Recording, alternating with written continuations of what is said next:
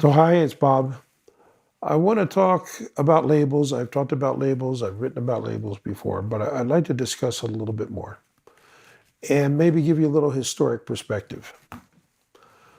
Uh, I entered school 70 years ago. Yeah, wow, right? And looking back at what school was like, what my classmates were like 70 years ago, the reality was the labels that we had were all kind of nice labels. All right. Jimmy's smart, Susie's cute, you know, Tommy's a little bit of a pain in the neck. But the perspective was that all of the kids were functionally, fundamentally normal, but different.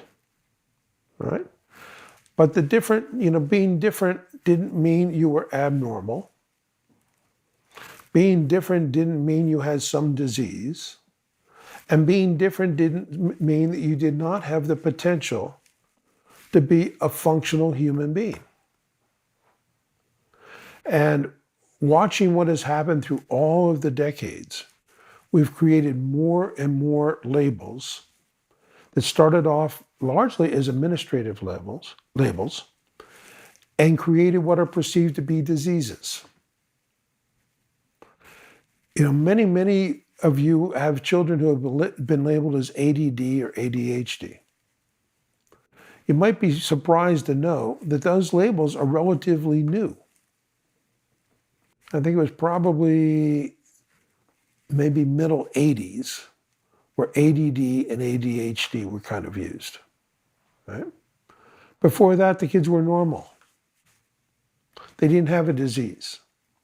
And the expectation was, we work with them so that they can behave, they can do what they need to do, they can attend, and they can learn and function. Something from personal experience. When I was a young kid, I had some learning issues. And truth be known, if I were a kid in school today, starting off at school, they could probably give me a label of dyslexia, learning disability, ADD, central auditory processing problem, okay? And on and on and on, all right? I was a normal kid, but I had problems reading, I had some problems attending, I had some auditory problems, so I had some problems differentiating, right? My reading problems largely were because the reading program didn't fit me. I actually had reading problems until the summer between third and fourth grade, where I went to a summer reading program. And if you will, back then we had things called reading specialists. And if a kid had a reading problem, they would determine why he had a reading problem and address it. And way back then, they were able to determine that I auditorily couldn't differentiate well between the sounds, so that phonics didn't make any sense. Right? And I still remember vividly to this day going to the summer program, and the teacher sat there. She had a thing called a tetistoscope. A tetistoscope is an instrument that would flash a slide at a very rapid speed, like 100th of a second. And I sat there next to this teacher, and she flashed words on a screen and named them. And I think within 5 minutes, I probably looked at her and said, "Is this all there is to this?" Because I couldn't figure out what in the world had to do with cat. All right? But by the end of a short little summer program, I not only was reading, I was reading a book a day. I read my junior high school library. I read a big chunk of my high school library. Right? But today I'd be labeled dyslexia. And if you will, what that label says simply is you've got a reading problem. It's not a disease. And if it's a problem, there's a solution. Unless the perception is because you have the disease, you can't do this thing. You are limited. I've spoken in previous sessions about how unique we all are as individuals.